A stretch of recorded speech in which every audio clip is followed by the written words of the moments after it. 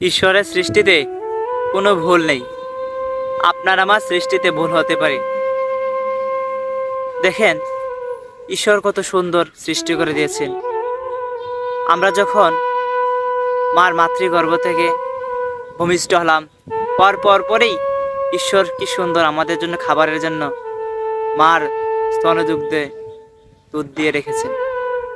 দুধটা এমন, একবারে গরমও না, একবারে ঠান্ডাও না, একবারে মিষ্টও না, একবারে টকও না।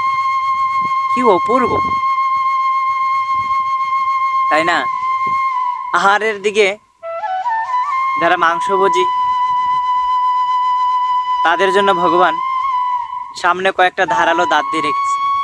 দেখবেন আপনি শিয়াল, কুকুর, শৃগাল যারা মাংস আহার করে, তাদের দাঁতগুলো দেখবেন সামনে দিয়ে লম্বা লম্বা, একটু ধারালো।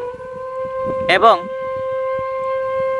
যারা চেটে চেটে জল খায়, তারা হচ্ছেন মাংসভোজী।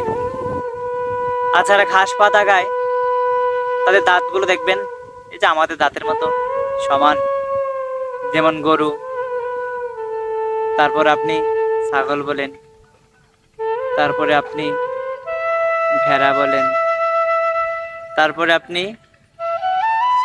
হরিণ বলেন, দাঁতগুলো দেখবেন সমান, কারণ তারা ঘাস ভোজী। তারা ঘাস লতা পাতা খেয়ে বেঁচে থাকে। ঈশ্বর কত সুন্দর সৃষ্টি করে দিয়েছেন। কখন কোনটা প্রয়োজন তিনি সবকিছু সেই প্রয়োজন অনুসারেই সৃষ্টি করছেন। প্রয়োজন ব্যতীত কোনো কিছু তিনি সৃষ্টি করেন নাই। কিন্তু আমরা ঈশ্বরের সেই স্বরূপকে বুঝতে পারি না, উপলব্ধি করতে পারি না। সত্যি উপলব্ধি করতে পারি না। আপনি স্বয়ং বিচার করুন। আমরা জিহ্বার লালসায় অনেক কিছু খেয়ে থাকি, শুধু একটু জিহ্বার লালসায়। এই জিহ্বার লালসায় একটা নিরীহ প্রাণীকে নিয়ে এসে সেটাকে হত্যা করে তারপর আমরা সেটা রন্ধন করে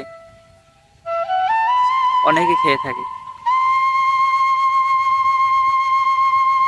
কিন্তু যখন আপনার ভিতরে জীবের প্রতি প্রেম জন্মে যাবে, ভালোবাসা জন্মে যাবে, তখন আপনার ভিতরে বাধা হয়ে সৃষ্টি হয়ে দাঁড়াবে যে আসলে কাজটা কি আমার করা ঠিক? তারও তো একটা প্রাণ আছে, তারও তো একটা জীবন আছে, তাকে আমি এইভাবে নিয়ে আসবো, নিয়ে এসে তাকে হত্যা করে আমি রন্ধন করে খেয়ে নিব। এরকম তো একটা অনুভূতি জন্ম নেবে যদি জীবের প্রতি প্রেম থেকে, ভালোবাসা থেকে। তারপরে